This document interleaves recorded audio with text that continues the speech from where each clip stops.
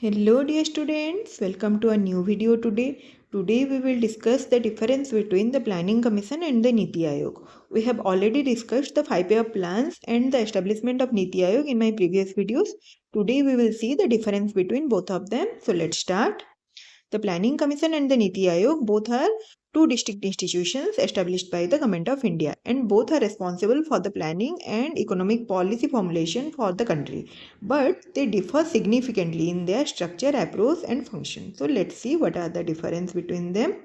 The Planning Commission was established in 1950 by a resolution of Government of India to formulate 5-year plans. But Niti Aayog was established in 2015, replacing the Planning Commission to promote the cooperative federalism, which was a drawback of Planning Commission, and to make a more flexible approach to policy formulation and implementation.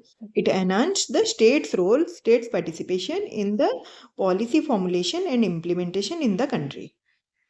Then the nature and approach of both of them. The Planning Commission followed a centralized top-down approach where the central government was at the top and it dictated the plans to the states. But Niti Aayog follows a bottom-up approach where it emphasizes the states' participation and cooperative federalism in the economic policy making. Then the role, the Planning Commission acted as a authority for drafting the 5-year plans, allocating the resources to the sectors and states, and setting the national priorities. But Niti Aayog acts as a think tank and for the policy formulation, and also it focuses on the long-term strategies and real-time data, and sector-specific policies are formed. So Planning Commission acted as an authority and Niti Aayog acts as a think tank. Then the financial powers. The Planning Commission had the power to allocate the funds to the central ministries and the state governments. But Niti Aayog has no financial powers. It doesn't allocate any fund, and now the fund allocation is managed by the Finance Commission.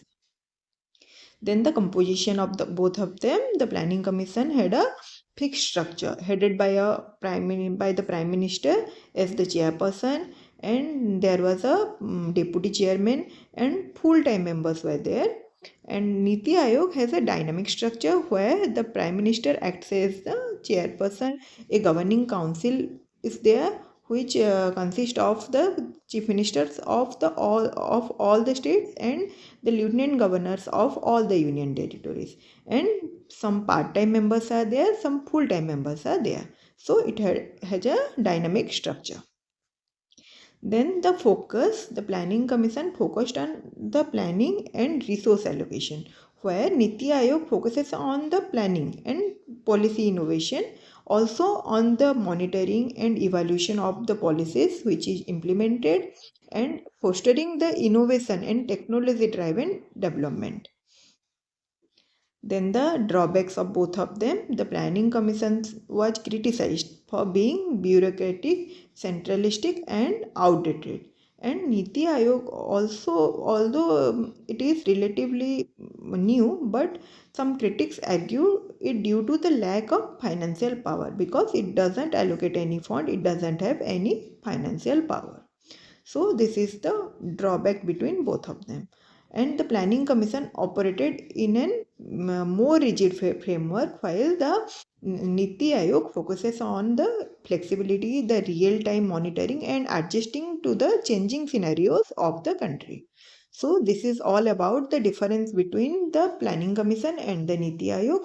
We will discuss other economic features of our country in my next videos. If anyone has any doubt in any topic, then do comment me below. I will make a special video.